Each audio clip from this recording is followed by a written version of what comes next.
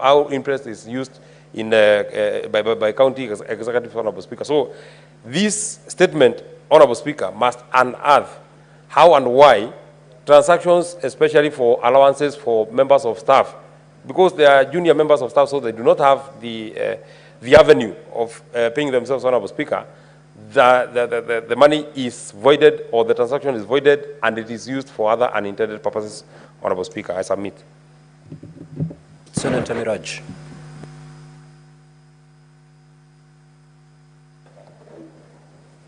Asante Bwana Spika, na mimi niweze kutoa changizo zangu kwenye statement ya Senator wa Bungoma kwa kuzungumzia masuala ya malimbikizi ya madeni kwa wanakandarasi na wanaopeana huduma tofauti katika gatuzi zetu. Bwana Spika, kwa kweli ni swala la kutamausha ya kwamba unapotembea katika maeneo ya gatuzi lako unakumbana na wananchi ambao wamepeana huduma kwa wakati mwafaka, lakini wanaanza kutafuta ni nani watamuongelesha ili waweze kulainisha wale wahusika waweze kulipa madeni hayo. Ningependa kulaani na kukashifu vikali, kwa sababu watu walipokuwa wanahudumia gatuzi zetu kwa kupeana huduma tofauti walifanya kwa mapenzi makubwa, wakijua wanafanya uzalendo kwa jamii yetu. Lakini imegeuka na kuwa kirba goji kirba, kuona kwamba wakati wa malipo inakuwa ni kilio. Bwana Spika, nikinukuu statement ya mwenzangu ni kwamba tungependa pia kujua huyu anayesema anadai, je, ni wapi alifanya mradi gani, alijenga dispensary gani katika gatuzi yetu, alipeana huduma ya aina gani? Na tungependa pia kujua magavana wanatumia njia gani ama mbinu gani ya kuona kwamba wamemlipa yule waliyemlipa, na kwa nini wale ambao hawajalipwa hawajapata malipo yao. Nikiweza kutumia mfano mmoja wa mama mmoja kutoka kule Bungoma County ambaye alikuwa anafanya supplies Kamkuya Market, aliweza kulia ili alipo deni lake, hatimaye akafariki na kuaga dunia. Na jambo la kusikitisha, hadi leo familia yake haijaweza kupata malipo hayo. Ningependa tu kujua kwa nini tunaweka Wakenya katika hali ngumu ya kwamba wanakwenda kuchukua madeni, wanafanya biashara na serikali, na kutokamana na pesa ambazo tunazipeana katika gatuzi kama serikali, bado watu wale wanahangaishwa bila kulipwa malipo yao. Ningependa kama seneta mchanga na wa kike, kwa sababu hata wale watoto wa vijana wa kiume na wa kike ambao wanajaribu na wangependa sana kufanya biashara na serikali, wanaingiwa na uoga wa kuchukua loan kutoka katika taasisi tofauti ili kujihusisha na serikali. Ningependa sisi kama viongozi tuweze kurekebisha tabia hiyo ili tuweze kulisukuma gurudumu la serikali yetu mbele. Asante Bwana Speaker. Senator Chiranke. Thank you, Mr. Speaker. Sir, mine is just to comment on the issue of Toy Market fire incident. My heart goes out to at least, I think, 4 families who have lost their loved ones, and also many Kenyans who are hustling, trying to make a living. Mr. Speaker, you know, most of our clothes, some of us who are not opulent and flamboyant, we get most of our clothes from Toy Market, Mr. Speaker. And therefore, it is gainsaid, and it is some of them.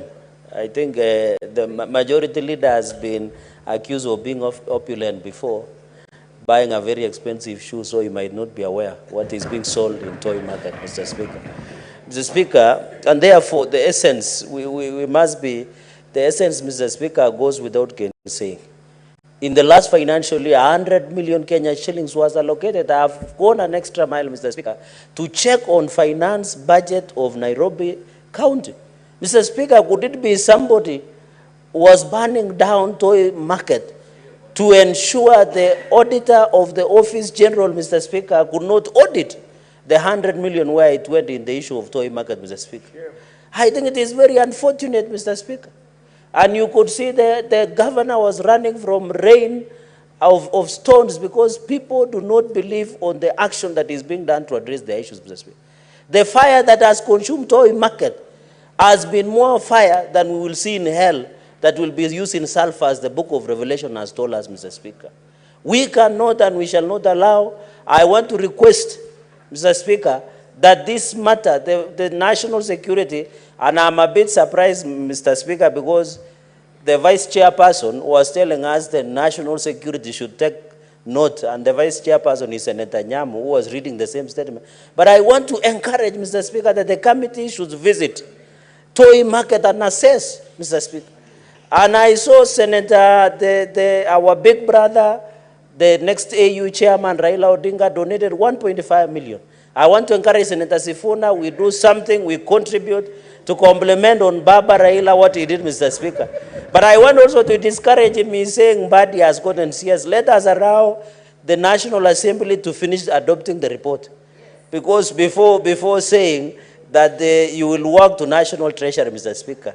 But I will want to teach Sifuna how to get to National Treasury, because I know the closest he has come, Mr. Speaker, is when he's demonstrating, especially during last year's Mandamano, Mr. Speaker. So, Mr. Speaker, we want to investigate this issue of toy and other market fires that we are seeing in Nairobi. It is rampant, Mr. Speaker. Could it be because of land grabiosis?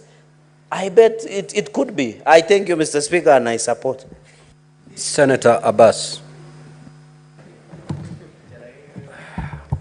Thank you, Honorable Speaker.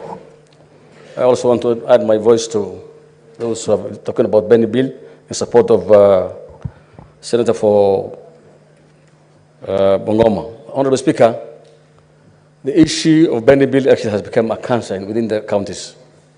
That many people are suffering, that many people were not able to pay their bills, because when you want to go and do contracts with counties, you sign agreement and you sign conditions, and after finishing the job, you are supposed to be paid. I don't see why there is no cause for, Honorable Speaker, why there should be a Benny Bill, because this money has already been budgeted for. So it's the counties, guys, should be able to live within their means. In my county, Honorable Speaker, it's a very unfortunate situation. In the past regime, the current government have inherited 5.5 billion shillings. And some of this money cannot be accounted for, because even the documentation is not there. And the contractors are having their contracts, documents. But the problem is, it is not there in record for the counties. And some of this money cannot even be paid. Honorable Speaker, many of these people have actually facing a lot of problems. They've been sued. Their property have been now auctioned by the banks. And therefore, it's actually a very, very, very unfortunate situation. Honorable Speaker, the problem is actually, I will request the Finance Committee to please take this matter very seriously, because when we are making budgets and when we are releasing funds to these counties, then I think the counties should be compelled to release the list of those contractors and those businessmen who give the services, to at least to tell the Senate how much money they owe the contractors and the service providers. As it is, actually, this Senate must be able to come in. The House must help the people of Kenyans, the Kenyans, who are there, who have not paid their money, and up to now they have not been paid. 10 years down the line, from 2013, like my place, since 2013, you still have Benny bills. And every time the money is being released to the counties. So I'm really surprised why we should not be able to help the counties. Well, even the district delegations, like the pensioners and the gratuities, those who work with the counties, cannot even access the money they contributed. The money is being used diverted for other purposes. So I think this is a criminal case. And I will request the Finance Committee, please help us out of these problems. Because every time we go to counties, the first thing I get problems with my county is that people come to me and say, Mr. Senator, we are being ordered a lot of money, we are not being paid. So I think this nuisance will stop, and people's money must be paid. Thank you, Mr. Speaker. Senator Sik. Thank you, Honorable Speaker. I also had my voice to several statements, statement from Senator Sengo and Senator Wakoli on the issue of pending bills and vocational training institutions on the capitation. Honorable Speaker, as we know very well that technical institutions and vocational VTCs, vocational training institutions in counties, are very integral and important institutions that brings skilled labor to our counties and to our young men and women within the counties. We want to say that these are very important institutions that needs really to be focused in on. And I want to say that the capitation with national government through the Ministry of Education is a very important program that needs to be observed. And the national government needed to look at it and see that the students within these institutions needs to be paid that money. And so that we don't have problems of skills, particularly to those students also who have low grades to this institution, because they are expecting to have, for us to have, and even see skilled laborers in our, in our factories, in our counties. Honorable Speaker, the issue of pending bill has been a big problem to our counties. And I don't know why we have been saying all this all along, and we don't have a focus and a programmed way on how we handle pending bills in our counties. Honorable Speaker, I think it is a matter of this House to come up with a procedure on how we will handle these problems once and for all. I want to appreciate that Honorable Ledama has come up with a bill, and we want to fast-track this bill so that at least we get a way forward on these pending bills, because it has really caused a lot of problems, harm to our people, harm to even business people, the contractors that have been entrusted to do business to counties, and even national government have gone to losses. So, Honorable Speaker, I want to come to the support of these two bills, and thank you very much for the time that you have given me. Thank you. Senator Mutinda, Tabitha. Thank you, Mr. Speaker. I first want to support Senator Siengo's statement in regards to the issue of the TVETs, and I want to support my colleagues as far as the emphasis of the importance of the skills and knowledge that is normally acquired by our very young people, and also noting that TVETs are much more affordable in this country. Without them, this capitation, it gives challenges. We've seen how young people have been up and down in the streets, and ensuring that these institutions are well financed gives them the opportunity that they deserve. Number two, Mr. Speaker, is on the statement as far as the pending bills issue is concerned. An issue that as Finance and Budget Committee really tried to look at it. And during the last DORA on approval of the 400 billion, Mr. Speaker, we had the delegation of the governors led by the COG, Madam Anne Waiguru, and I personally emphasized on the thorn and the animal called the pending bills, which has affected highly our different contractors in the different counties. Mr. Speaker, I think it is a high time, even as a Committee of Finance, now rethink on amendments in the PFM in regards to before any new contracts are awarded to any new suppliers and contractors, the previous ones, their bills be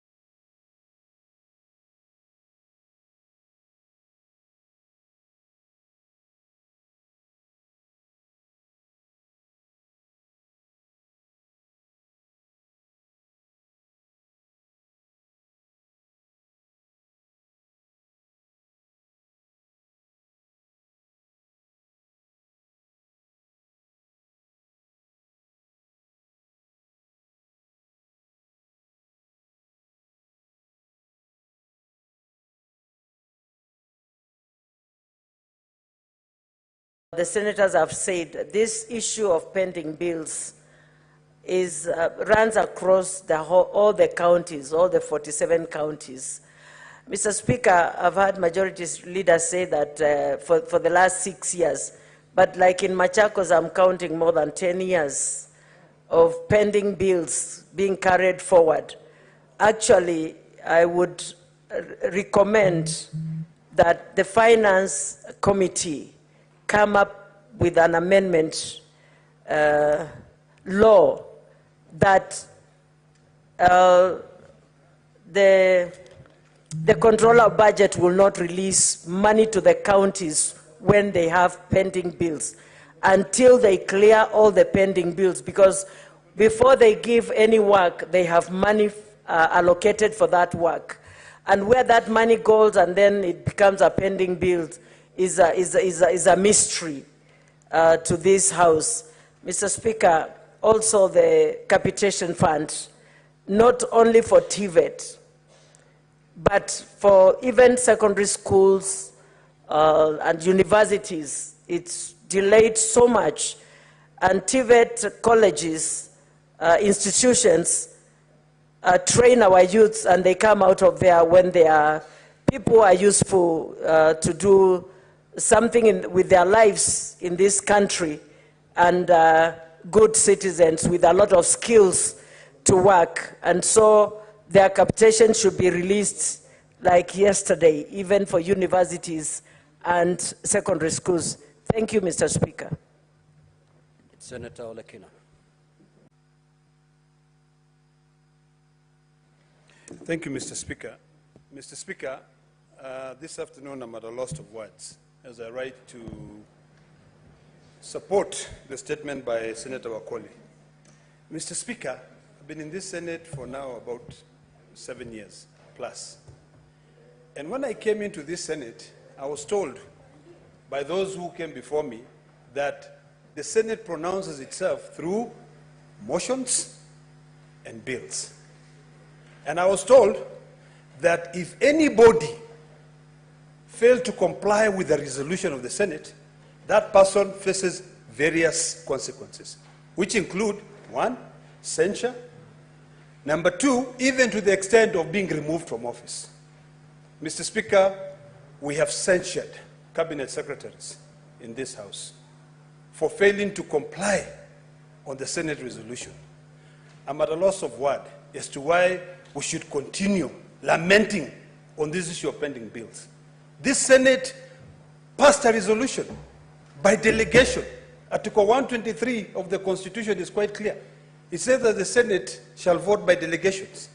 24 delegations. In fact, we had 38 votes, if I can remember. So, Mr. Speaker, this issue of pending bills, it's very simple. We follow the law.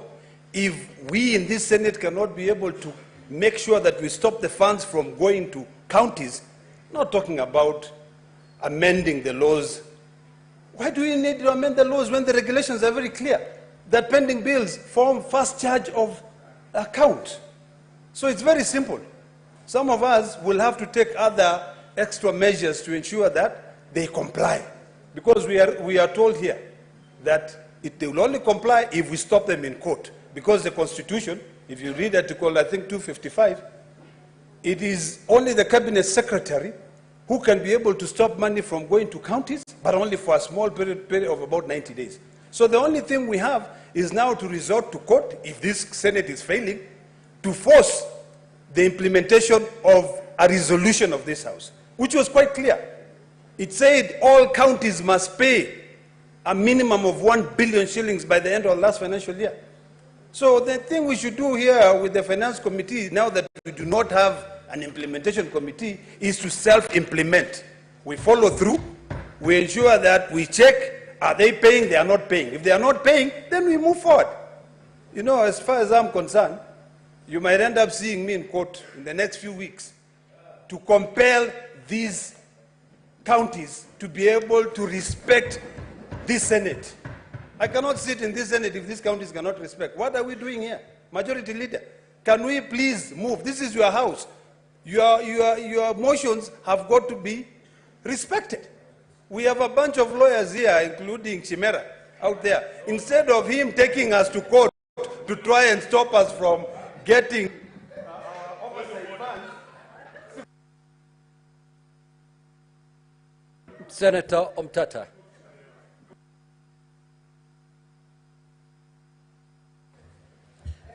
Thank you, Mr. Speaker, sir. I would like to contribute to the motion on pending bills. These pending bills have basically morphed into a form of borrowing by county governments. Because they are given budgets, then for some reason they end up with pending bills, which then again has to come back to the public to finance. And my Lord, Mr. Speaker, sir, borrowing by counties is regulated by the Constitution, Article 212. And a county government may only borrow if the national government guarantees the loan and with the approval of the county government's assembly. You find that these pending bills are creations of the executive who refuse to operate within their budgets, who are manipulating the IFMI system by voiding what has been approved and diverting money. And I think that the governors who have been in office during when these pending bills were created should not go scot-free. Their feet must be held to the fire, and they must tell us why they are creating a public debt contrary to the Constitution. Because the people of Kenya are being forced to pay for what they should have sorted out using supplementary budgets and similar stuff. So as we go forward in terms of settling pending bills and to dissuade this culture from continuing, I urge that the consideration of the statement goes as far as making recommendations on how to handle rogue governors who end up using their procurement powers within budgets approved by the control of budget to create pending bills. If they don't pay bills, they must face the music. It must not come back to the public to go and pay pending bills. We cannot be crying here about pending bills when the Constitution is very clear on how we should incur public debt. Backdoor public debt should not be paid. It's not a sovereign debt. It's a regime debt. And if the public pays it, the regime owners must be held to account. So I think that this thing of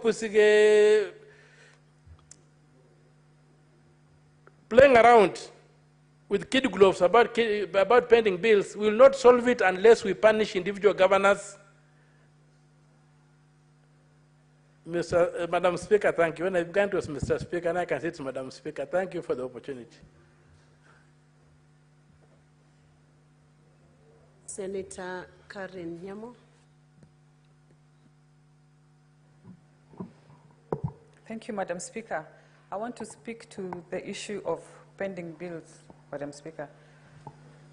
As my colleagues have said before me, and since I got to this House, this is about the 6th or 7th or 8th time we are having this issue tabled before this House, the issue of the pending bills. While when I see companies like KQ apply for bailouts, we see the government paying off 55 billion, 7 billion, 37 billion, almost immediately. While our SMEs, who actually are the backbone of our economy, and we're saying we want to grow the economy bottom up, but we pay a deaf ear to these businesses who have the potential to significantly affect our economy, Mr. Speaker. I don't know if you are aware that, for example, in Nairobi, Governor Sakaja will not pay Governor Sonko's pending bills, for example.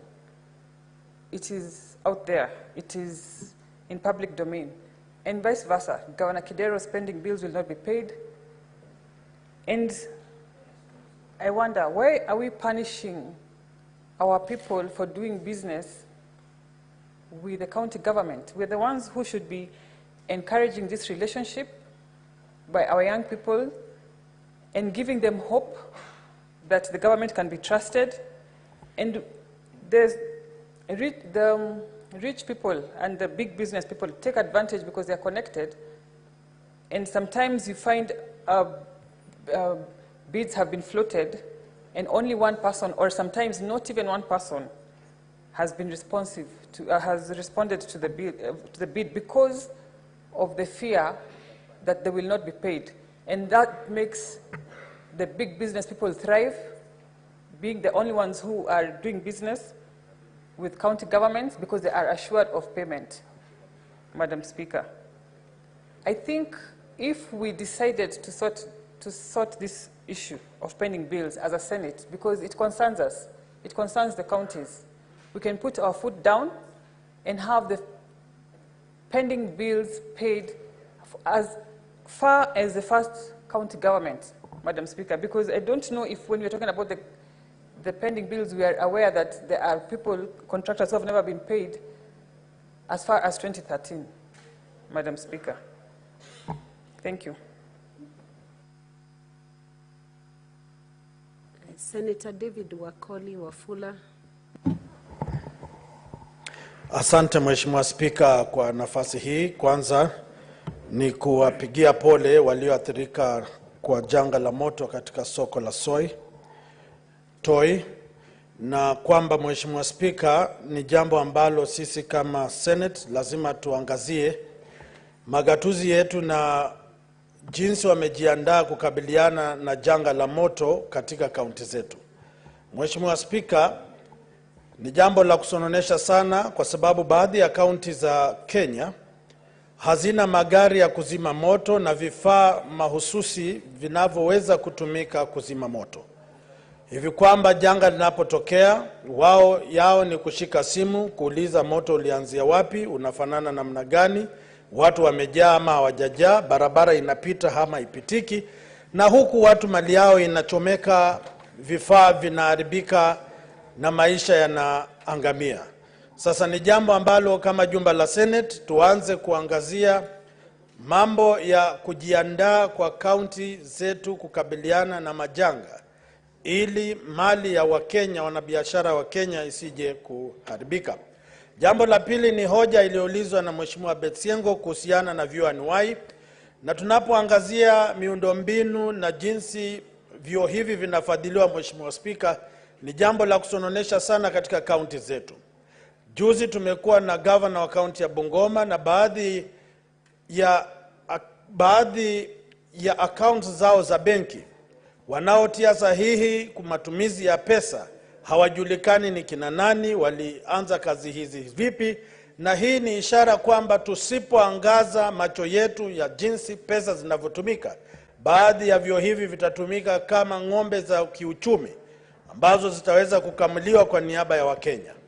Mwisho kabisa ni kuwarai senators wenzangu, wakati umefika serikali inapokaza kamba kuhakikisha utepetevu na tolewa katika idara na mawaziri kadhaa tulionao, hata katika sekta na katika mawizara katika kaunti zetu. Tuhakikishe kwamba ugatuzi na fedha zinatumika ipasavyo. Asante Mheshimiwa Spika. The last person to comment is Senator Eric Okongo Mugeni. Thank you, Madam Speaker. Madam Speaker, I wanted to make a comment on this issue of pending bills. And I wanted to inform Majority Leader that if we were to have an honest conversation around this issue of pending bills, it's all about interests of certain governors, Madam Speaker, who will never release payments to certain contractors unless there is something they are getting as a kickback. That's where the problem is. So, Majority Leader, through you, Speaker, we need to have a conversation, a very honest conversation, on how we deal with this cancer called corruption. Because it's all around the interest of a sitting governor. If a new governor comes into office and finds there's a contractor who was recruited by the previous governor, there is that fear that they will not approach them to get a kickback. So they will divert the money that they get in that financial year to pay another contractor whom they are able to cut a deal with. So let's involve all the stakeholders in this industry. We have a conversation with EACC so that they can give us a proposal on how we criminalize this idea of leaving out contractors who are given contracts by the previous governor, but whom the new governor does not intend to pay. It's the same problem Senator Mutinda is talking about, Senator Sakaja. You go to Nyamira, it's the same thing. We are unable to complete our county referral hospital because, Madam Speaker, the sitting governor is not willing to pay the contractor because the contractor was recruited by the late Governor Nyagaram.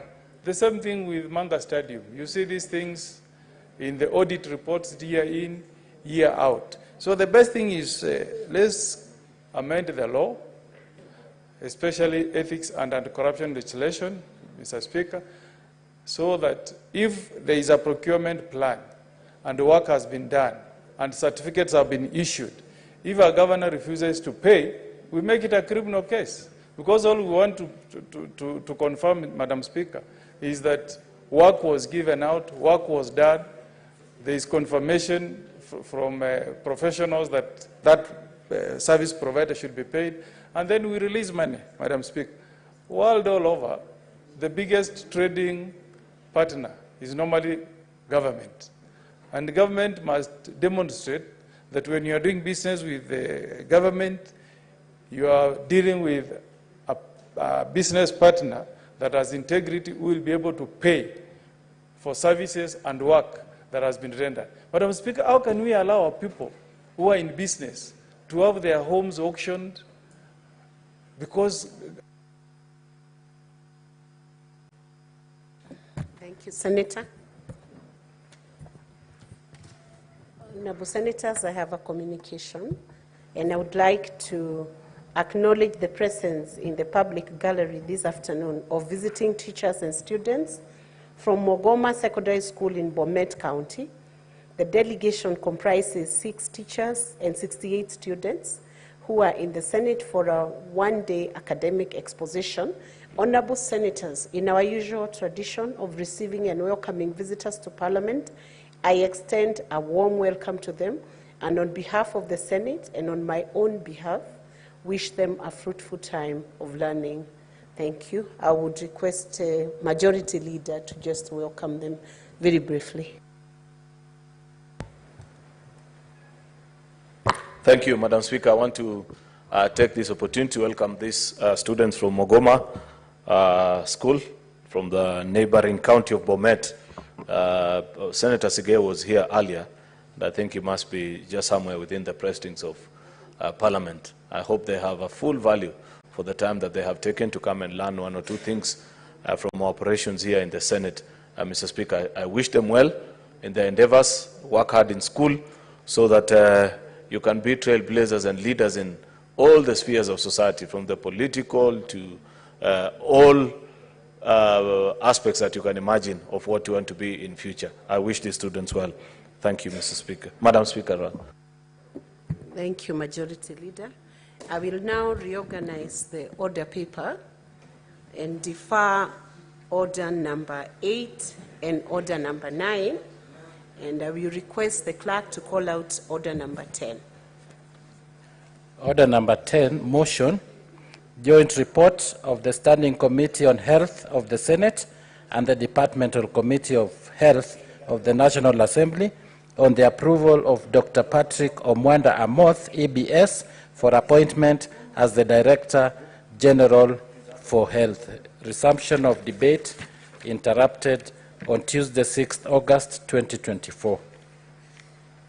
Honorable Senators, we are now proceeding to division, having ascertained we have quorum.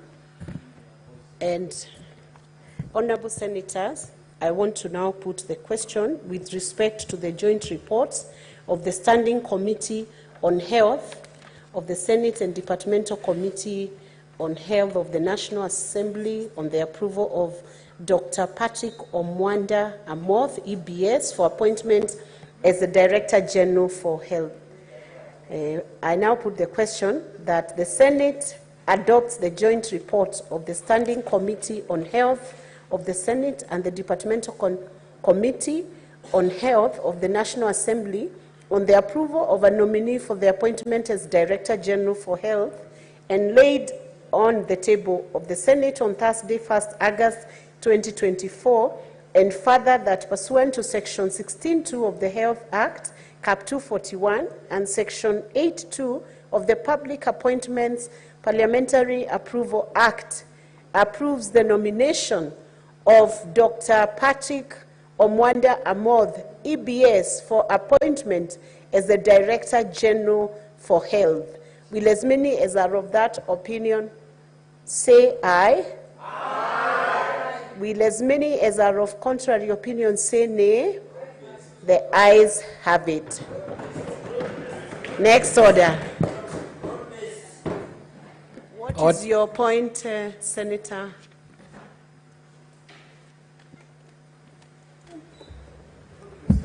Madam Speaker, thank you for the communication. But I don't know whether you observed the way the Honorable Senator for Bungoma was roaming all over the House while you were doing the communication, Madam Speaker. It's really demeaning for him to be moving about. You know, and first of all, he doesn't respect you. And number two, he doesn't respect Amoth. And number three, he doesn't respect broad-based spirit of this House. Madam Speaker, I think you should make a problem to him. Thank you. If Senator for Bungoma did that, he's lucky to have escaped my eye. So he will not be reprimanded because I did not see him. And I would hope that Senator for Bungoma does respect the broad-based government and does respect the chair and does respect Dr. Amoth. Next order. Order number 11, motion, consideration of the National Assembly amendments to the Equalization Fund Appropriation Bill number 2, Senate Bill number 30 of 2023. I want to invite the Chairperson, Standing Committee on Finance and Budgets, to move the motion. Thank you, Madam Speaker. And I rise on the motion on the amendments to the Equalization Fund Appropriation number 2 Bill of 2023, Madam Speaker. I beg to move that the National Assembly amendments to the Equalization Fund be considered now as below, as per the committee considerations, Madam Speaker. Madam Speaker, I would want the House to note that the Equalization Appropriation Bill 2023, which was also Senate Bill 30 of 2023, after it's published, it was taken through the normal process of the bill, concurrence to at the National Assembly level, Madam Speaker. Madam Speaker, the National Assembly considered and passed the bill on the 13th of June this year, 2024, but, Madam Speaker, they passed with amendments. These amendments, Madam Speaker, came in with a reduction, Madam Speaker, a reduction of an amount of 790 million. This reduction, Madam Speaker, is that I have been on this same floor on the issue of Equalization Fund. The reduction came from 10.8 billion to 10.0 billion, Madam Speaker. Now, this budgetary reduction was affected during the supplementary estimates for the financial year 23-24 due to the significant delay in the passage of the Equalization Fund Appropriation Bill into law, Madam Speaker. Now, I emphasize on the issue of the delay and significant delay, Madam Speaker, for that matter, because as Senate on our side, we've ensured that we've done timely approval and passage of the same bills as far after concurrence, but there has been a delay which now affected this appropriation. Madam Speaker, at the sitting of the Senate on 3rd of July this year, the Speaker of the Senate on this floor of the House made the same communication regarding the amendments by the National Assembly on the same bill. and these issues were referred to our committee. Through the membership of the same committee, which I always am very grateful to sit, Madam Speaker, 2 issues were noted, Madam Speaker, that there is a tendency, a routine tendency on reduction of allocations to the equalization bill, among other amounts, Mr. Speaker, as we've also seen in the division of revenue, as National Assembly has always alluded to, and executed reductions of funds that Senate does allocate. This equalization fund has been affected by the same. There has been massive reduction. Madam Speaker, it is good for the House to note that the total allocation for this fund since inception amounted to 62.4 billion. But there has been arrears because the only disbursement that has been done has only been 22.4 billion. As we speak, Madam Speaker, there are actual arrears amounting to 48.8 billion, Madam Speaker. As much as we as Senate do support highly devolution, and as we know the purpose of the equalization fund, then without the adherence to the law and the effects that come with it, then it affects the goals, the achievements that needed to be achieved with the equalization fund, Madam Speaker, due to simple terms of English that I keep on repeating and say, delay. Madam Speaker, in this regard, the National Treasury had also not honored its commitment to the Senate that the arrears due to the equalization fund will progressively be provided in the budget and transferred to the appropriation fund for its utilization. Madam Speaker, we had, as a committee, summoned the former CS for Treasury on the same. He gave his word that these funds will be dispersed and dispersed on time. We did our due diligence as required, but to our disappointment, this had never been effected. Madam Speaker, also, the Equalization Fund Appropriation Act, which is in place, does not have any resource allocation. Notably, the National Treasury committed to the committee that this amount to be allocated in the supplementary budget for financial year 23-24, but it was not done. The Equalization Appropriation Bill was meant for financial year 23-24, which has also lapsed. Madam Speaker, as a committee, we deliberated very much on this issue as far as the amendments of the National Assembly were concerned. And as a committee, we came to a conclusion that the Senate Finance and Budget Committee does reject the amendments of the National Assembly on the Equalization Fund. And Madam Speaker, this is where I would want the House to really support the recommendations of us as a committee. Because if we continue allowing that reductions always be put in place, and as we speak, the funds have not been appropriated, it becomes a challenge, and yet it is in law.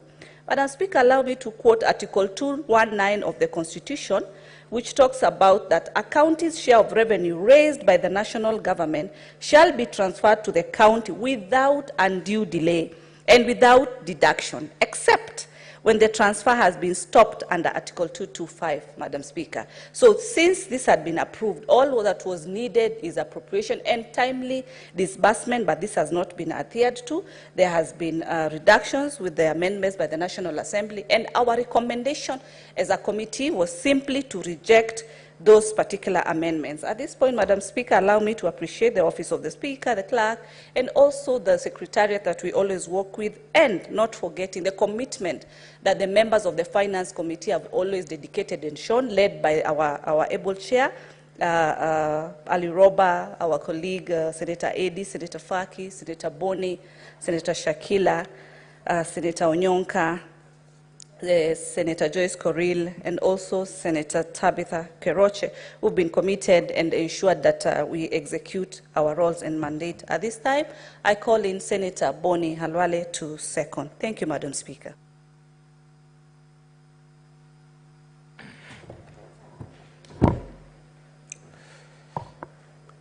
Honorable Speaker, I rise to second this motion.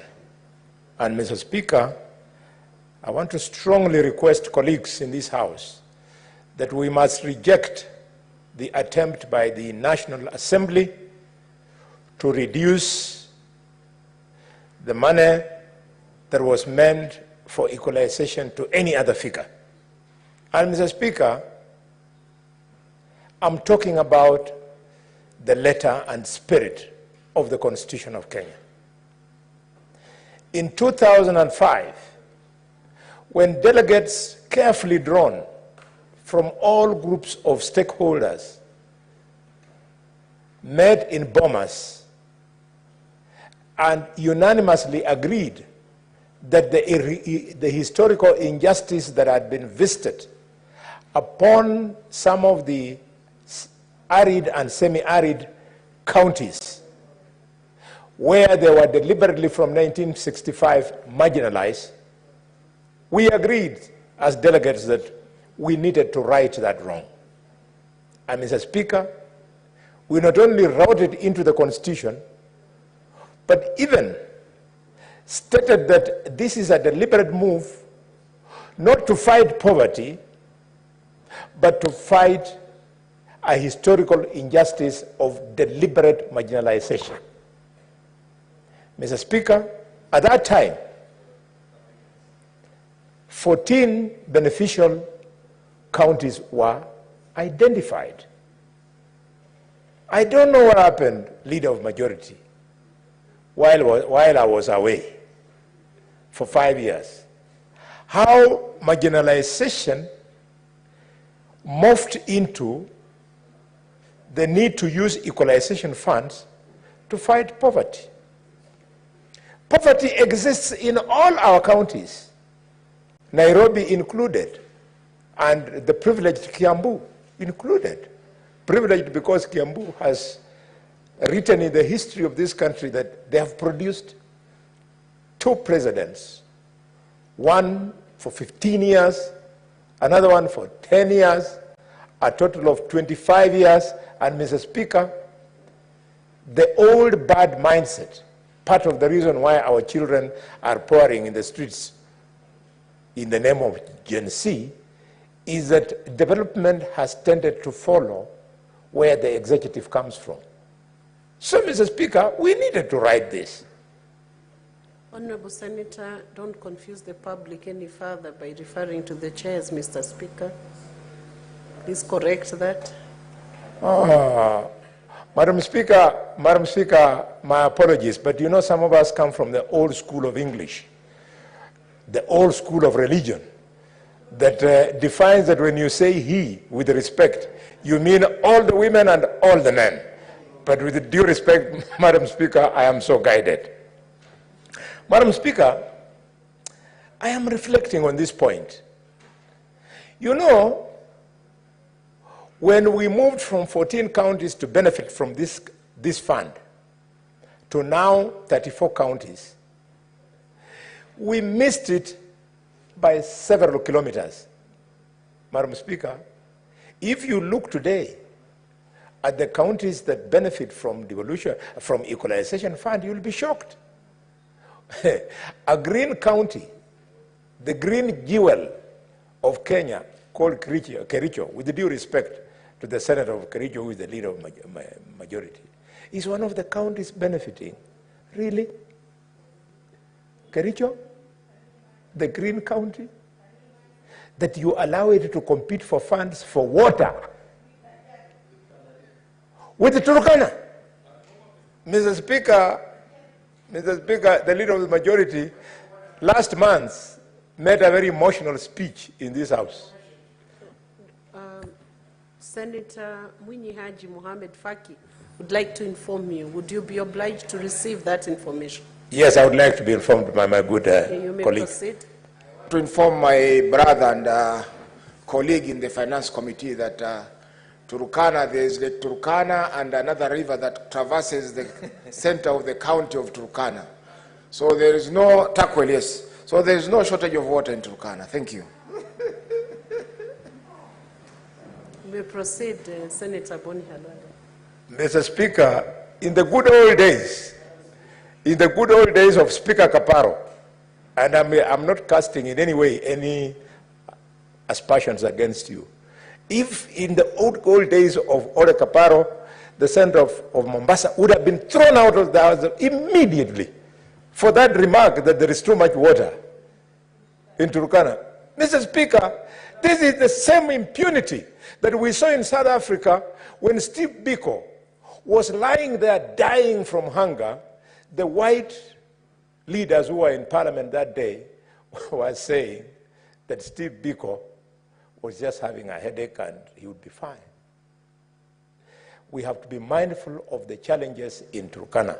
I know the senator of Mombasa is not a well-traveled man. He's a professional who has been a bookworm all the way from the days he was in high school up to now when he's a good lawyer. He has to read all the time. There is no water in Turkana, I'm telling you. And Tana River, and Baringo, and Wajir, and Mandera, the counties that we wanted to give water, give electricity, give roads, and health facilities so that they can come close to Nairobi, close to Kiambu, close to Murang'a, close to Meru. And today, Meru is competing for those funds. Anyway, Mr. Speaker, Madam Speaker, I want to support that we should reject this deliberate effort to water down the intention of equalization, because before we know it, it is now only remaining 7 years. In 7 years' time, the period for equalization will have come to an end. And the billions that were supposed to have been taken there, now amounting to 48.8 billion, have never gone there into the equalization fund account. So we will soon be asked by this constitution to extend the period of equalization. With those many remarks, I second and I really beg colleagues, let us reject this proposal from the National Assembly. Thank you, Madam Speaker. Thank you.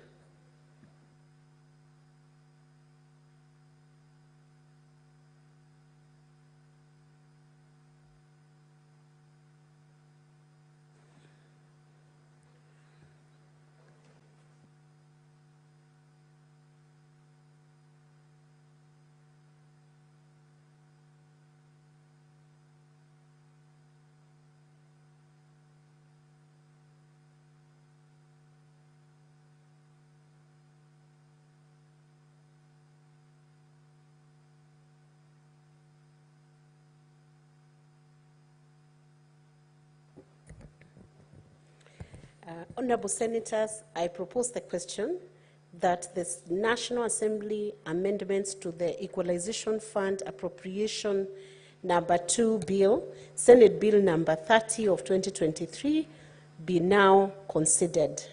I will invite senators to make contributions to this motion. Senator Danson Mungatana. Thank you, Madam Speaker, for giving me the opportunity to make my contribution. On the onset, Madam Speaker, I want... Anson, I hope you'll be minded of the fact that several people would like to contribute, and of your own volition, make it a business of 3 minutes. Pause. 5, Madam Speaker, 5. It's in agreement, 5 minutes for Yes. each senator. Thank you. So, Madam Speaker, very quickly,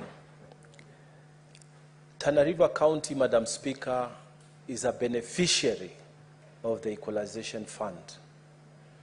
And Madam Speaker, these are realities. Last week, when I was at home, I was informed that large areas like Vumbwe, Ceylon, Wema, and all those areas near the Tarda irrigation scheme, they do not have electricity.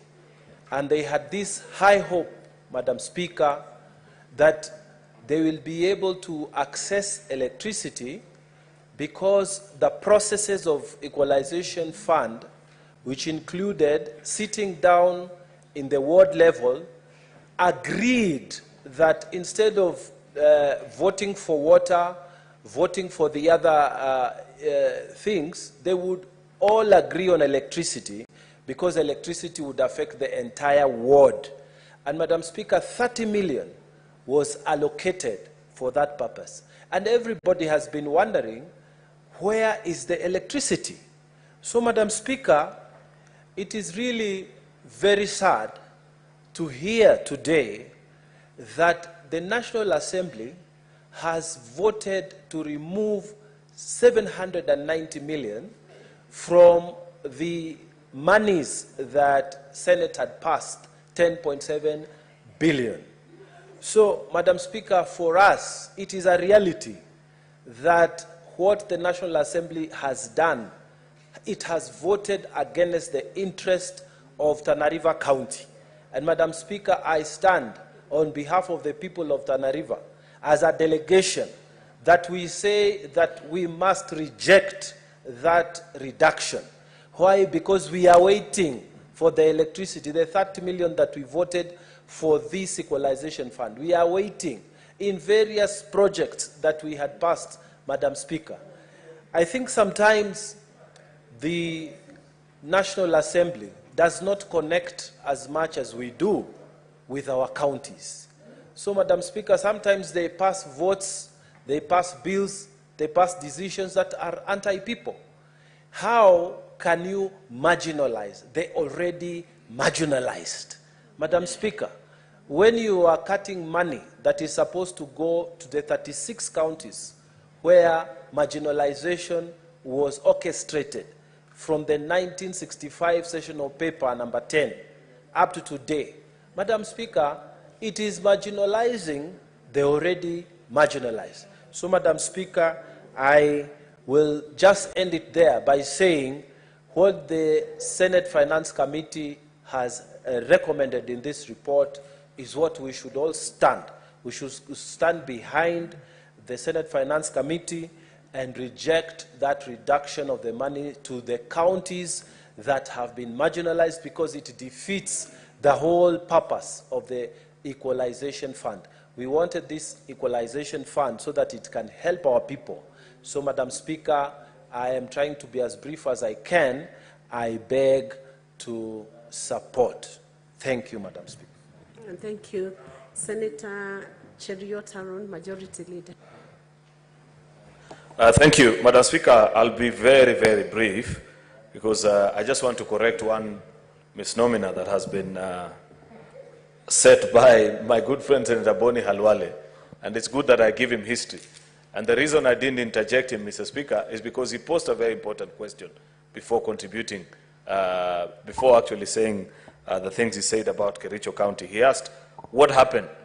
Because by its design and architecture, the equalization fund is set aside to try and rectify wrongs of years gone by, where certain sections of a country have been marginalized, either intentionally or unintentionally, Mr. Speaker, by successive regimes, to a point that if you compare to residents, the living standards of residents in a particular part of the country and those of another, Mr. Speaker, then you appreciate that there is need to bring all our citizens at par and appreciate that we live in one country, we all contribute to taxes, Mr. Speaker, and therefore we should get services in equal measure.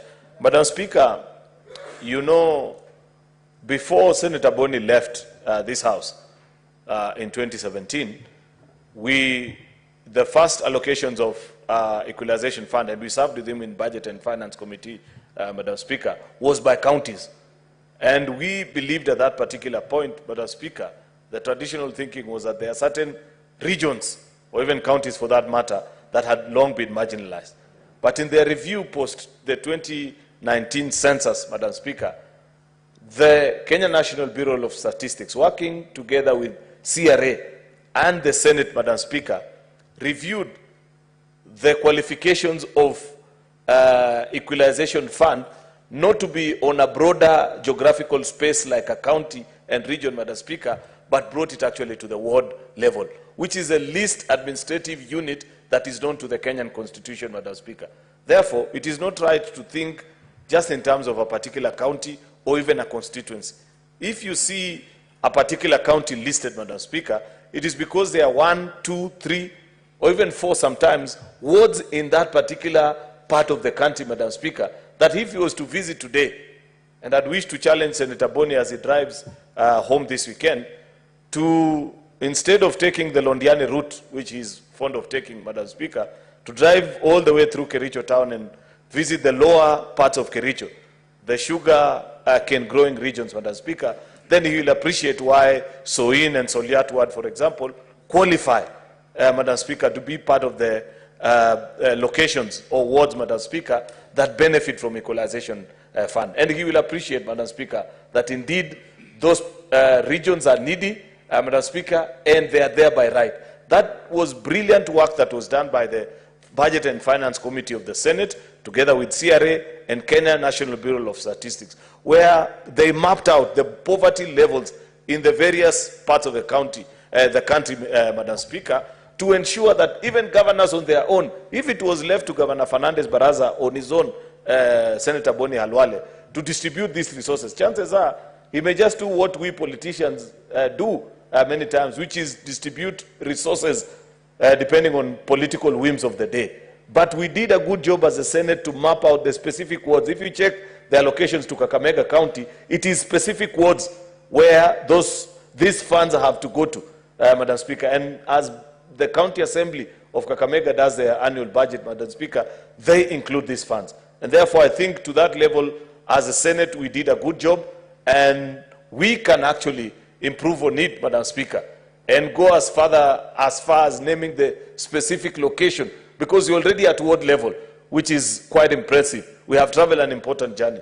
The final point, Madam Speaker, is that I agree with our committee that this reduction is not justified. Much as we are down, Madam Speaker, in Finance Bill of 2022, 2023, no, 23-24, and 22-23 actually, Madam Speaker, this reduction is too drastic. Unless we sit in a mediation committee and we are able to all agree, and it's demonstrated to us as a House, Madam Speaker, why specifically equalization fund. And you know, Madam Speaker, already what should have been devolved in terms of equalization fund, Madam Speaker, to these regions is 64 billion shillings.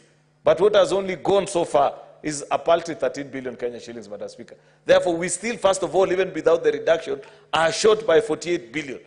And therefore, to reduce it even further, Madam Speaker, doesn't solve our problem. Madam Speaker, I support. Thank you, Senator. Senator Mwinyi Haji Mohamed Faki. Asante Bispika kwa kunipa fursa hii kuchangia kamati ya ripoti ya kamati ya fedha na bajeti ya bunge hili kuhusiana na kupunguzwa kwa fedha zinazokwenda kwa mfuko wa usawa na bunge la kitaifa.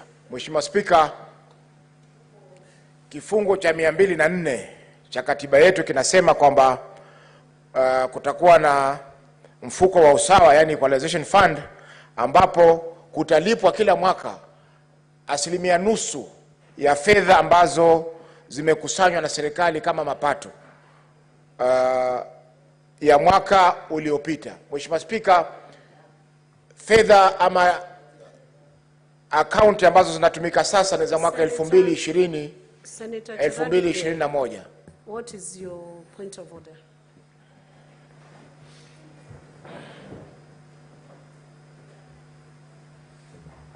Mheshimiwa Speaker, kwa sababu ya lugha ya Kiswahili ingekuwa vema aseme hazina ya usawa kuliko kusema mfuko ya usawa, kwa sababu tunajua mfuko ni zile tunatumia kupepa pesa, kupepa yale mambo mengine. Itakuwa ni kusema hazina ya usawa ndio Wakenya waweze kuelewa, kwa sababu kusema mfuko ina maana mingi. Mheshimiwa Speaker. Senator Mwinyi Haji Mohamed Faki, please take note and proceed. Mheshimiwa Speaker, hazina ni treasury. Sasa sijui nimfundishe Kiswahili, ni mwalimu wa Kiswahili hapa ama nitoe mchango wangu. Lakini Mheshimiwa Speaker, mfuko ukiangalia katika kamusi ya Swahili sanifu, mfuko ni fund kwa Kiingereza. Kwa hivyo sijakosea chochote, Senator Cheregei, na utajifunza mengi kwangu. Kwa Mheshimiwa Speaker, hesabu ama accounts ambazo zatumika kutambua ama tumetenga fedha hizi ni za mwaka 2021 ambazo ndio tunaweza kusema ni za karibu sana ambazo bunge la kitaifa limeweza kupitisha. Kwa hiyo Mheshimiwa Spika, mbali na kuwa fedha hizi ni kidogo sana kulingana na vile mapato ya serikali imekuwa, kwa sababu sasa tuko mwaka 2024-25 ambapo mapato yake ni tofauti na yale mapato ambayo yalipatikana mwaka 2020 na 2021. Jambo la pili Mheshimiwa Spika ni kwamba fedha hizi zinatakana ziwe ni nusu ya mapato. Kwa hivyo hawawezi kukaa katika bunge la kitaifa wakasema kwamba serikali imekuwa imetenga bilioni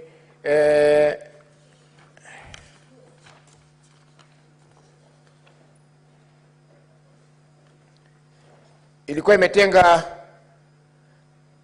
bilioni 10,867 na laki 4, wakasema kwamba tunapunguza milioni 790 kwenye fedha hizo ili zibaki bilioni 10,077,000. Mheshimiwa Spika, kichi kiwango ambacho kimewekwa na katiba. Kwa hivyo wabunge hawana fursa ama hawana hiari ya kusema kwamba watapunguza milioni 790 wabakishe bilioni 10 na milioni 77. Mheshimiwa Spika, hiyo hakuna katika katiba, kwa hivyo ni kinyume na katiba. Kwa hivyo sisi kama bunge la Senate hatuwezi kukubali masuala hayo. Mheshimiwa Spika, jambo la tatu ni kwamba hii hazina ya usawa, Mheshimiwa Spika, kutoka ianzishwe ni mwaka juzi tu, mwaka 2021 nilipokuwa mwenyekiti wa kamati ya sheria endelevu, yani delegated legislation, ndio tuliweza kupitisha zile kanuni ambazo zinatumika sasa kuendesha hazina hii. Na Mheshimiwa Spika, ilikuwa imekaa zaidi ya miaka 10. Hazina hii ilikuwa haina kanuni zile za kuweza kuendesha fedha hizi. Walipeleka kanuni fulani ambazo zilikataliwa na mahakama. Kwa hivyo ikawa miaka 10 Mheshimiwa Spika, miradi imefanywa lakini malipo hayawezi kulipwa kwa sababu hakuna sheria endelevu za kuweza kuhakikisha kwamba fedha hazina hii inafanya kazi. Kwa hiyo Mheshimiwa Spika, ni masikitiko kwamba mpaka sasa hatujaweza katika Kenya hatujaweza kupata hazina hii kusaidia zile sehemu ambazo zimetengwa kwa muda mrefu. Mheshimiwa Spika, kwanza zilikuwa ni sehemu 14, kaunti 14, sasa zimekuwa kaunti 34. Na hakika tukiangalia ile mfumo wa kugawanya tena wa mara ya tatu, itakuwa labda ni Kenya nzima sasa imeweza kuwa na sehemu ambazo zimetengwa. Mheshimiwa Spika, tukiangalia kama hapa Kiambu ndio sehemu ambayo ina utajiri mkubwa na matajiri wengi, lakini pia utapata katika Kiambu kuna sehemu ambazo zimetengwa. Mheshimiwa Spika, hata hii ugatuzi ilikuwa imekuja ili kuweza kusawazisha katika kaunti zetu, lakini utaona pia Mheshimiwa Spika, sehemu nyingi zimetengwa kwa sababu labda hawakubaliana na gavana aliyeko mamlakani, ama labda MCA wa eneo lile hana uhusiano mzuri na gavana na mambo kama hayo. Kwa hiyo Mheshimiwa Spika, ni muhimu kwamba hazina hii iweze kutumika, na itaweza kutumika tu wakati tutafuata katiba na kuona kwamba kuna usawa wa mambo hayo. Kwa hivyo Mheshimiwa Spika, kwa sababu imepinga katiba, sisi kama Senate lazima tukatae yale mapendekezo ambayo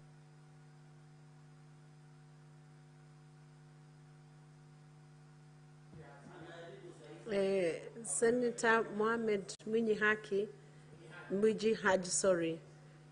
You can have 1 minute. Thank you. Just 1 minute. Asante Mheshimiwa Spika.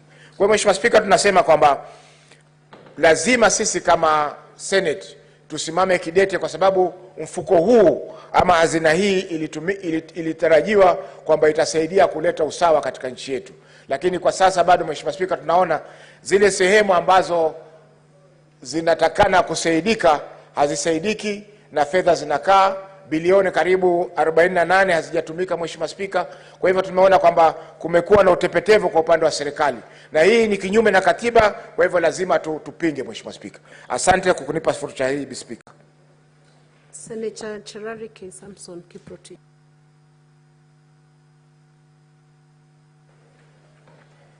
Thank you very much, Madam Speaker. And I want to request, Madam Speaker, that in future, at least when pupils and students visit your public gallery, they should not leave without being acknowledged. I think it's the best thing to their experience here. Madam, and you can talk to your secretariat. Madam Speaker, I want to support. I'm proud of Finance and Budget Committee, Madam Speaker, because initially the total allocation since the passage of the Constitution 2010 was 62.4 billion that had been appropriated, but only 22.5 billion has been dispersed so far, Madam Speaker. Madam Speaker, which means close to 40 billion are yet, Madam Speaker, to be dispersed under Article 204, Madam Speaker. This is a clear violation of Article 219, Madam Speaker. Because when Parliament appropriates money, Madam Speaker, it should be dispersed henceforth, because this money is for equalization. It is for basics. It is not for office expenses. It is for dispensaries in Moranga, Madam Speaker. It is for dispensaries in Migori, in Nandi, electricity, roads, Madam Speaker. It is for the basics within, Madam Speaker. And that is why, for us in Nandi, I asked the conversation we were having, why is it that Nandi is a land of honey and milk, just like Muranga, Madam Speaker? But when you come to Nandi, and I've always said here several times, that when you overfly Nandi Hills, you think we live in land of Canaan, because when you see the swords and the beauty of tea plantations, you imagine it's ours. It's not. We are living in a neocolonialism era, Madam Speaker. Those ones you see is our people who are moved to places living like animals, because the multinational companies are now the ones that are planting and managing tea estates, Madam Speaker. And therefore, when you go to like Kapchorwa ward, Madam Speaker, that ward, the roads are impassable, Madam Speaker. But the land there is not very friendly, Madam Speaker. There are always some landslides, Madam Speaker. The area of Chirondo, the Reno, around that Kapchorwa ward in totality, the access to electricity is a problem, the access to water, Madam Speaker. Just like Chemelil, Chemase, Madam Speaker, where we border Kisumu, we also have challenges, Madam Speaker, because of the nature of that place. You look at Soba Songo, Madam Speaker, ward in Tindred sub-county, Madam Speaker. Also have similar challenges. One of the biggest wards in Nandi, they don't have roads, they have challenges of electricity, water, Madam Speaker. And this equalization fund, which has been violation of National Treasury, Article 219, is a big problem. Madam Speaker, I would have wished the Finance and Budget Committee would have gone further, Madam Speaker, and sanctioned a few Treasury officials, Madam Speaker, who have violated Article 219 of the Constitution, Kenya 2010, Madam Speaker.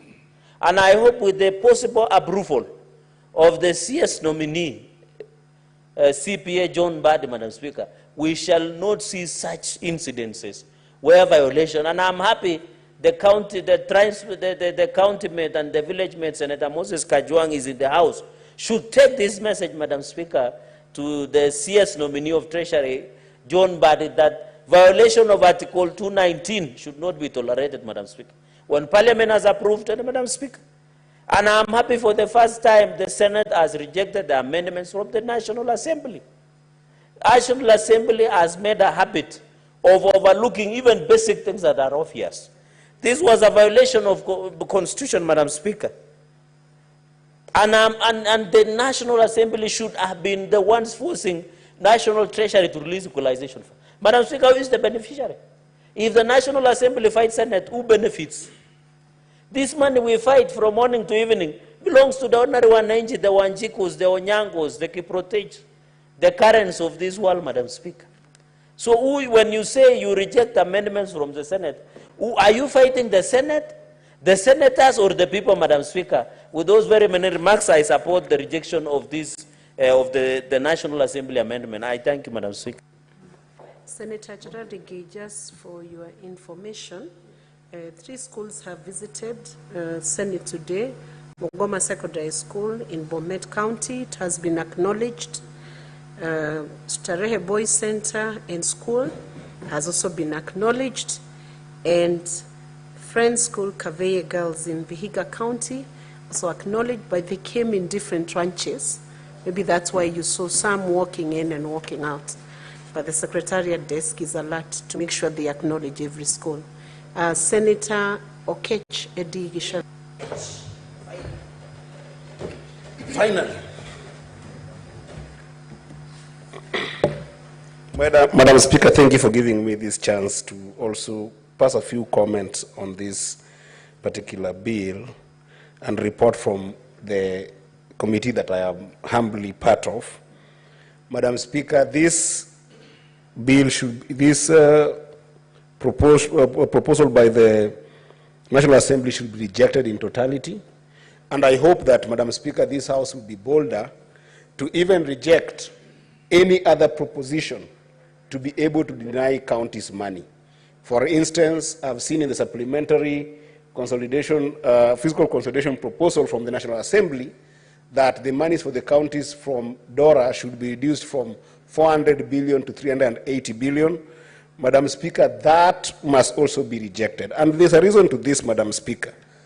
The important fact is that counties do not have the instruments of alternative revenue generation through borrowing as the national government has.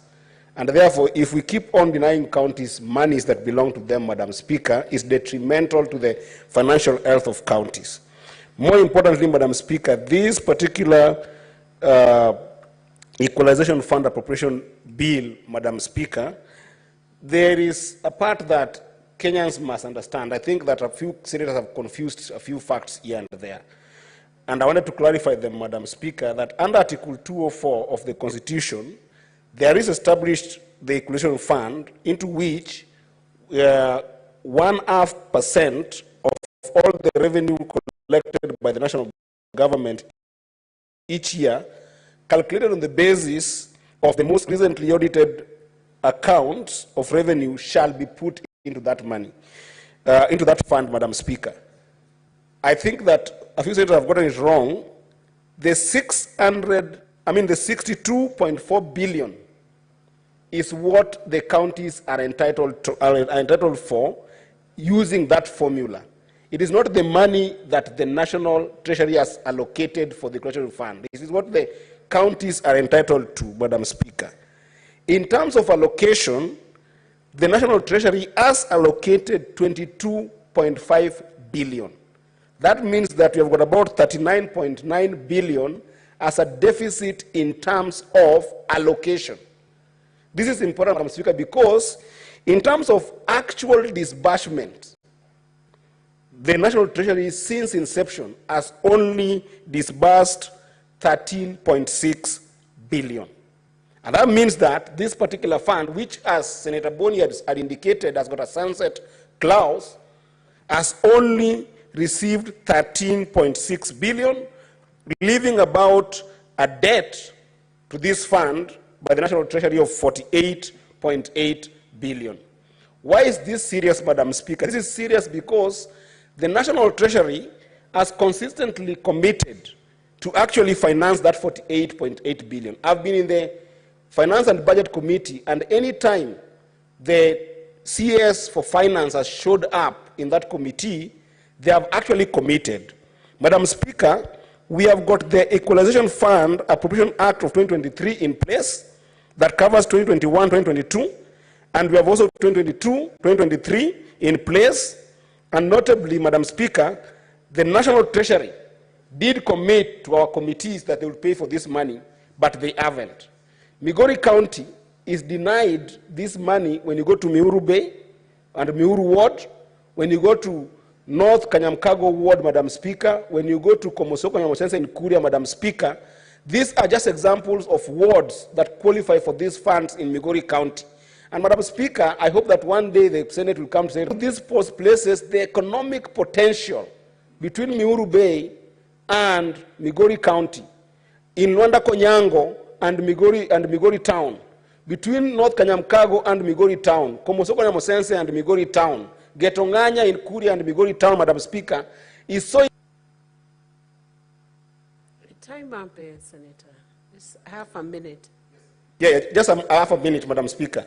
I wanted to say that the economic potential of those areas, Madam Speaker, is so immense, but they have never even seen a quarter a kilometer of roads that we're talking about, of tarmac roads, Madam Speaker. Therefore, this fund is extremely critical, and as senators, we must fight for it to come, and therefore I want to support this bill, and I hope that, as I said, the Senate will always stand against any money that is being deducted from the counties. I thank you, Madam Speaker. Senator Omar Sheikh Mariam.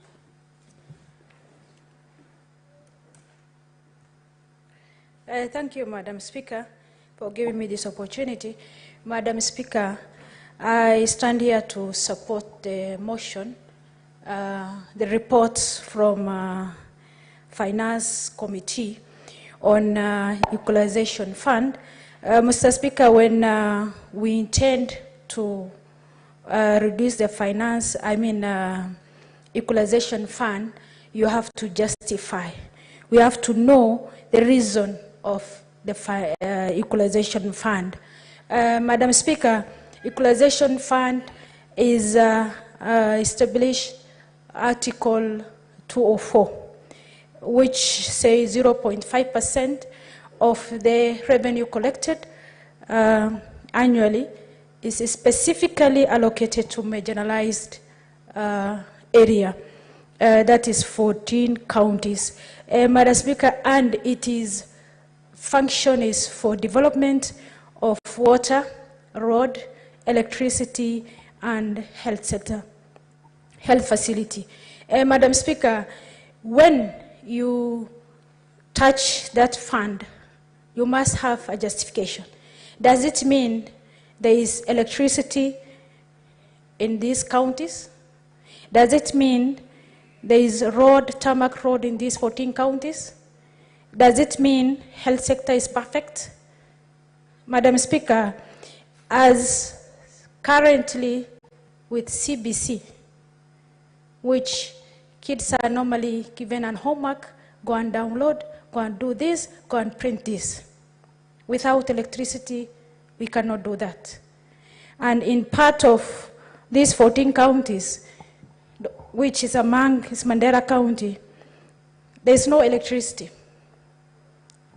Madam Speaker, I had one senator, I think Senator of Mombasa, which intervened, Senator Boni Kawale, on Turkana, they have water. Madam Speaker, does it mean when there is a river, there is water? Because when we talk of water, we need a running water. People cannot go to the river to drink. We are not animals. So on that ground, this money is meant for running water in a household. So Madam Speaker,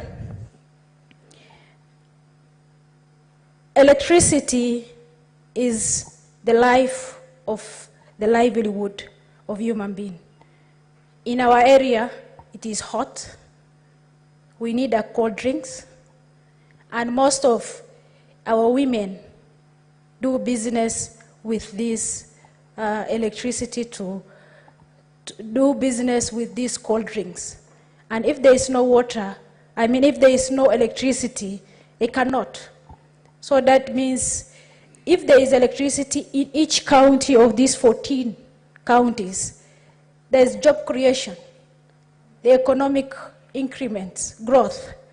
Madam Speaker, so in this, my opinion, there must be a justification of touching this equalization fund. Madam Speaker, with those all remarks, thank you very much. Thank you, Senator Mariam. Senator Kajwang Moses Otieno. Madam Speaker, I rise to support the Finance Committee and the motion they brought to the House that we do reject the amendments of the National Assembly on the Equalization Fund Bill. Article 204 of the Constitution establishes the Equalization Fund and says there shall, not may, shall be paid 0.5% of all the revenue collected by the national government each year, calculated on the basis of the most recent audited accounts of revenue received as approved by the National Assembly. The base is not an estimate. The base is actual. Actual revenue as audited and approved by the National Assembly. It is science, it is not voodoo. It is science, it is not politics, it is not an estimation. And Madam Speaker, on the basis of that science, the Senate proposed that we allocate 10,867,400,000 to the Equalization Fund. The National Assembly proposes we allocate 10,077,400,000 to the fund. And we wonder what science or what mathematics they are using. The base is prescribed and specified in the Constitution. And if we are to agree with the National Assembly, we will be abdicating our role and will be running away from the Constitution.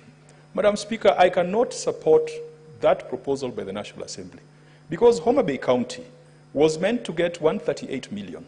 If we go with the National Assembly's proposal, Homa Bay loses 10 million and we get only 128 million. And yet we've got a lot of pockets of marginalization in Homa Bay County.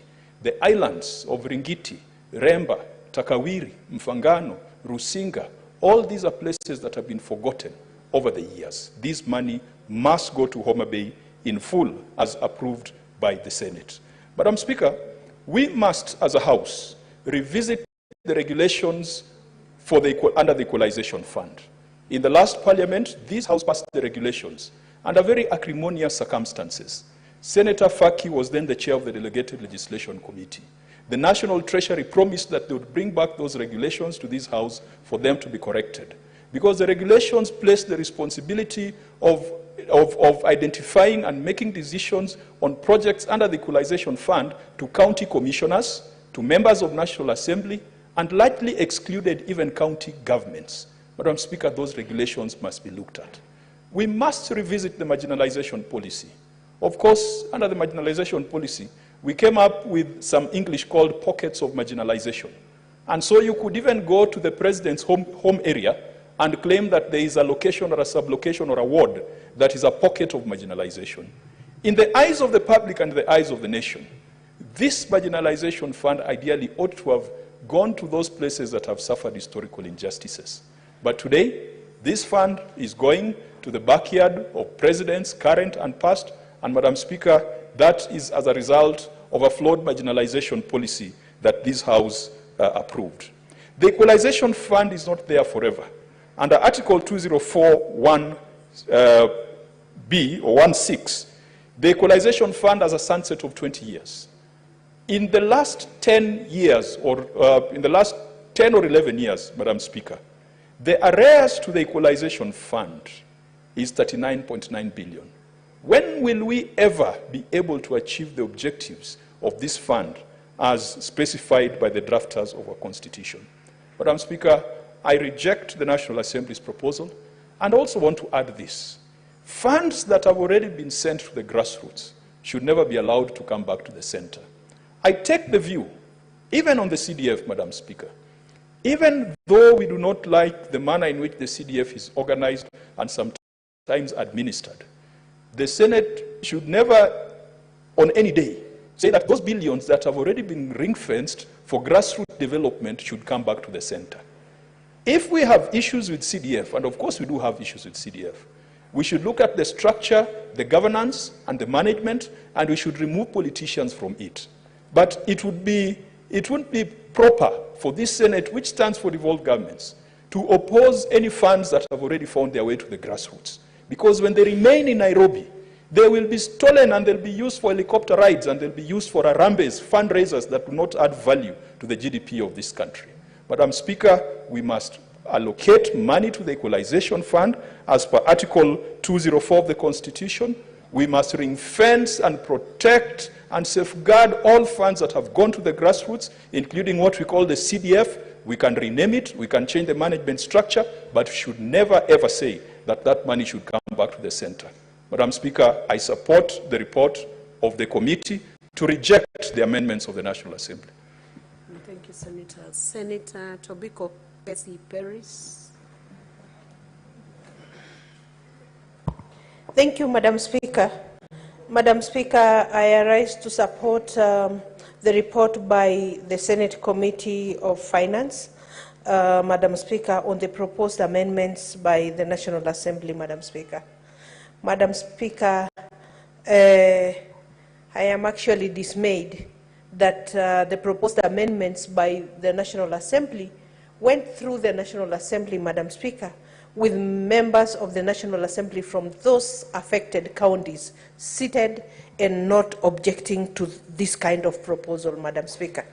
Madam Speaker, I note with concern that the National Assembly is proposing a reduction of the equalization fund by almost 1 billion, that is Kenya shilling 790 million, Madam Speaker.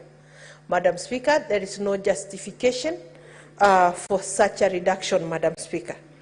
Madam Speaker, I therefore support the proposal by the Committee of Finance to reject the National Assembly proposed amendments, Madam Speaker. Madam Speaker, we will hear none of it.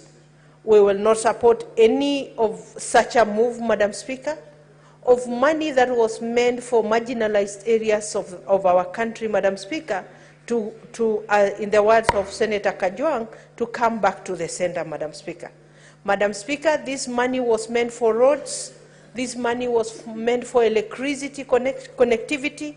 This money was meant for health services and for water, Madam Speaker. Madam Speaker, our counties are still extremely needy, Madam Speaker. Madam Speaker, I understand that Treasury needs to bridge the gap between, of what was left after the rejection of the finance bill. But, Madam Speaker, Treasury can scoop and can bridge that gap by addressing the leakages within the mainstream ministries, Madam Speaker, by addressing the wastages, Madam Speaker, but never by returning money that has gone, that is devolved to our local areas, Madam Speaker, or to our rural areas, Madam Speaker, where this money is really needed, Madam Speaker. Madam Speaker, we cannot continue paying lip service to equality in this country. We cannot continue, Madam Speaker, paying lip service to a purportedly just government of the people, by the people, for the people. Yet, Madam Speaker, we never seem to stand with the people when the right time comes for us to stand with the people, Madam Speaker. Madam Speaker, if I take an example of Kajiado County, Madam Speaker, I know of 3 constituencies that do receive the equalization fund, Madam Speaker. That is Kajiado West, Kajiado Central, and Kajiado South, Madam Speaker. Madam Speaker, even those constituencies that are not receiving, Kajiado East and Kajiado North included in Kajiado County, should be receiving, Madam Speaker. Because, Madam Speaker, we are here every time lamenting of our bad roads, of never seeing tarmac, roads raised to bitumen standards like in other counties of this country, Madam Speaker. Madam Speaker, no, Madam Speaker, when our friend from Nandi says what we see in their areas could be farms that are owned by multinational companies, Madam Speaker, and they've had the presidency for several years, the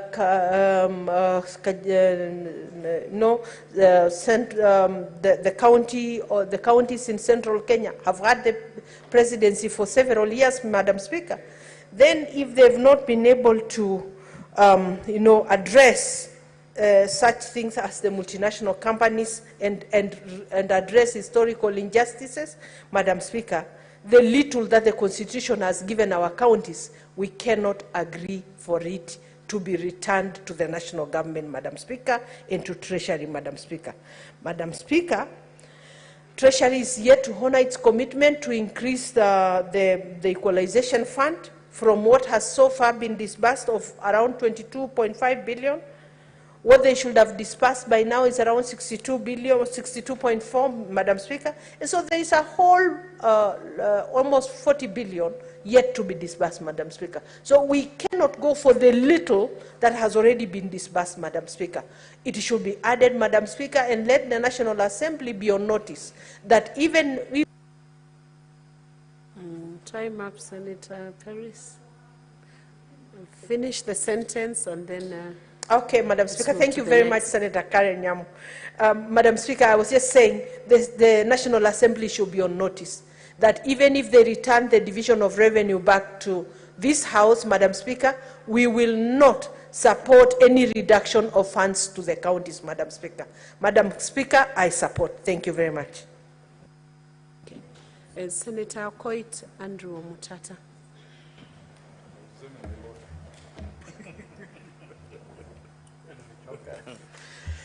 Madam Speaker, thank you for the opportunity to address this House in support of the report that's before us for debate. Under no circumstances should we stand by as the Constitution is being violated. The Constitution is an absolute bar to what the National Assembly has attempted to do.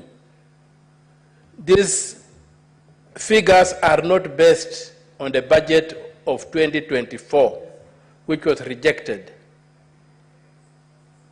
when the President declined to sign the finance bill into law, following the pressure by the agency and others. So there's no way we are going to peg the equalization funds to the current budget. They are pegged on what has already been spent by the government, and there are constitutional requirements, and there's no way you can depart from it. Personally, my county of Busia was supposed to get 18.9 million. It's being reduced by about 1.5 million to 17.5. So Bunyala South, Malaba North, and Angurai South, which were beneficiaries, will lose out drastically. And as you can see, 18 million is really a drop in the ocean, given the challenges in these wards that were approved for equalization funding. And so I pray that this House speaks with one voice and rejects what is being done. You have also seen that the National Assembly has proceeded to do a supplementary appropriation act, which the President, I'm told, signed into law. Yet the Court of Appeal said an appropriation act must contain both estimates of revenue and estimates of expenditure. The Supplementary Appropriations Act that the President has signed only contains estimates of expenditure. It's time these people realize that some of us will not tire from going to court to strike these unconstitutional laws down. And if this particular bill is forced through, then we will be forced to call upon the judiciary to defend the Constitution by striking it down.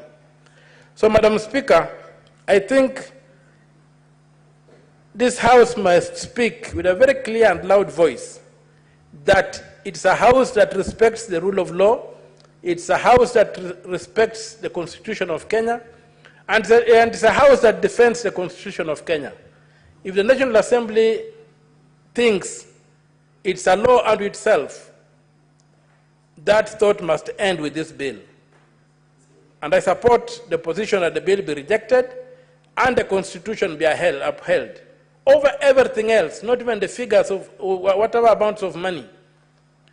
The trump card is that the Constitution says no, and the Constitution is an absolute bar to what the National Assembly is attempting to do. And they better be advised, and I thank the committee for having rejected this attempt to violate the Constitution of Kenya when we are against the backdrop of demonstrations demanding that the rule of law and constitutionalism be respected. Madam Speaker, with those few words, I thank you for the opportunity. I donate my time to Senator Lekina. Senator Oruoba Gloria.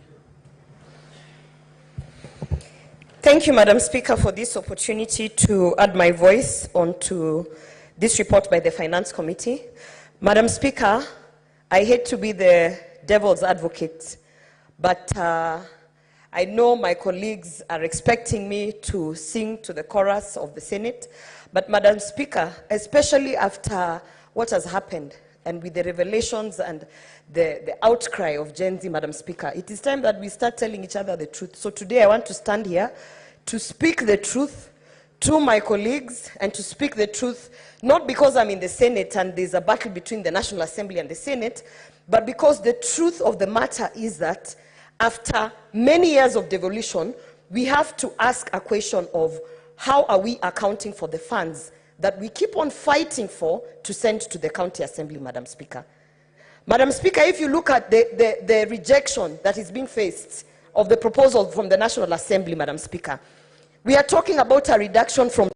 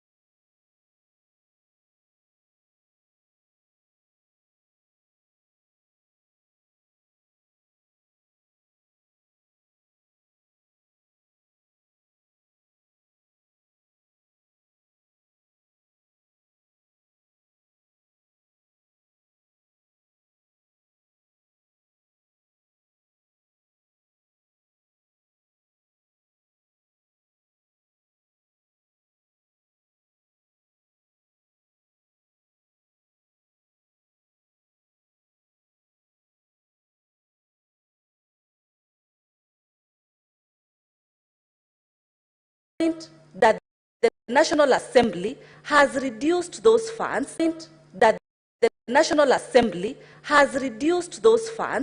that's one issue. But the critical, most biggest element of those funds, that is where the problem is, Madam Speaker. Apart from the amounts being a challenge, but the issue is on when those funds will ever benefit the people of those counties, Madam Speaker.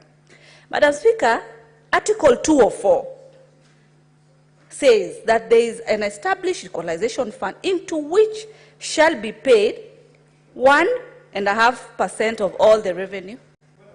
So what is your point of order, Senator Olekina? Madam Speaker, I hate to interrupt my dear sister. I'm actually very fond of her because of her diligence. But is she in order to allege that the committee has allocated 62 billion, yet the figure is calculated based on what the Constitution states? I think it is imperative that, because when you hear that the committee has allocated 2 billion, you know, it is not. I think it is imperative just to come out clearly, because I think the Hansard will bear as witness, and also be very clear on how much has already been dispensed out. Total, scientifically. It's that simple. Mr. Speaker, Madam Speaker, I don't know who is there now. Madam Speaker, oh, okay. Mr. Speaker, sir, may I repeat what I was saying? My dear sister has alleged that the committee has allocated 62 billion, or Treasury. But the question is that really a statement of fact? Because the Constitution is quite sensitive. It states a percentage of revenue, national revenue, which shall be set aside for equalization. I just want us to put the record straight so that if I had it wrong, then we can go back. But my dear sister, Mr. Speaker, can she clarify that point? Thank you, Mr. Speaker. Senator Olekina, I believe Senator Tabitha has, of course, run through your point of order. She definitely will clarify. Just wanted to give you the comfort. I wanted to give you the comfort that as the vice chair of the committee, she's definitely in a position to clarify that. Senator Tabitha, proceed. Thank you, Mr. Speaker. And let me start by saying that when I started moving this motion, my big brother, Senator Ledama, was not in the House. And Senator Olekina, you had your time. Allow the senator to continue without interruption. Senator Tabitha, proceed. Thank you, Mr. Speaker. I appreciate and respect when members on the floor, the same is reciprocated. And I started by saying when I started moving the motion, the good senator, my big brother, was not in the House. And I've actually, when I'm replying, I've not even talked about, I've more talked about the years.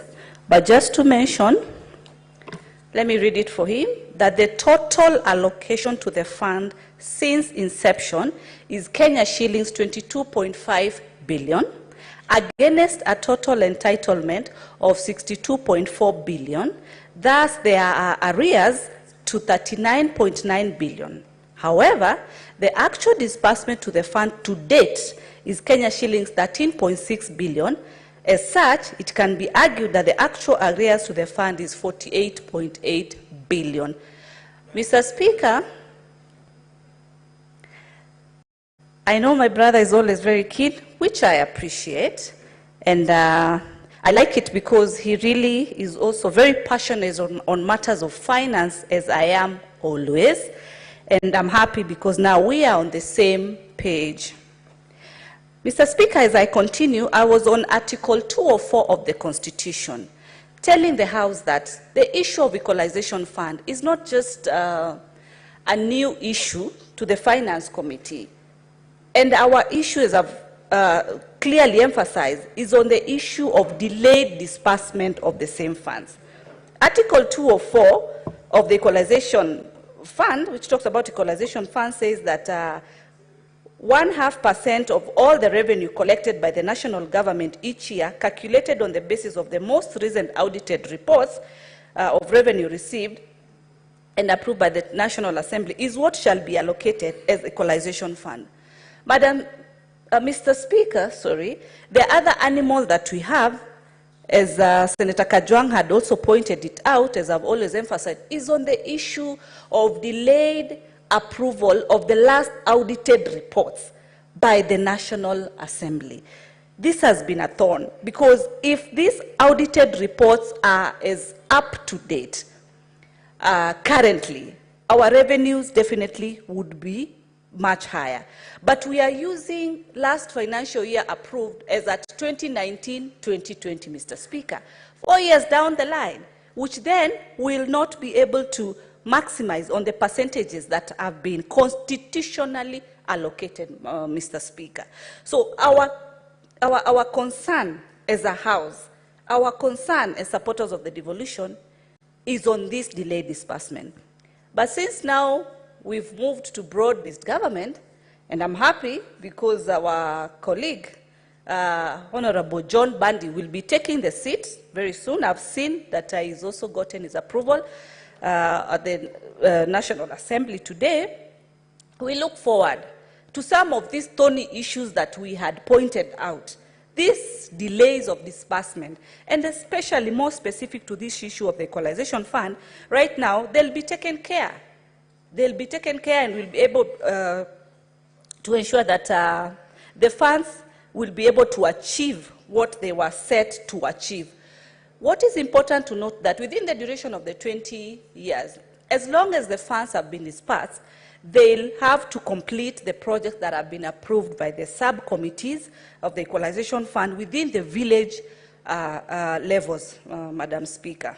Madam Speaker, I've heard my colleague talk about the issue of CARA being approved, but it is important to inform the House that before any amendments are done as far as CARA issues are concerned, we cannot amend CARA without amending DORA. And it's at this time that colleagues should be able to look forward to the DORA amendments or any issues, because I'm aware that Treasury has also sent their it is within our mandate to either approve or reject. Senator Tabitha, would you like to be informed by Senator Eddy?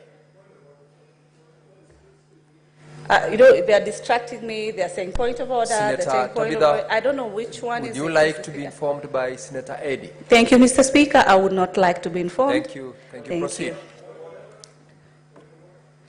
Mr. Speaker, as I conclude, allow me to say that where we are with the issue of the What's your equalization point of order, fund. Senator Kajwang? Senator Tabitha.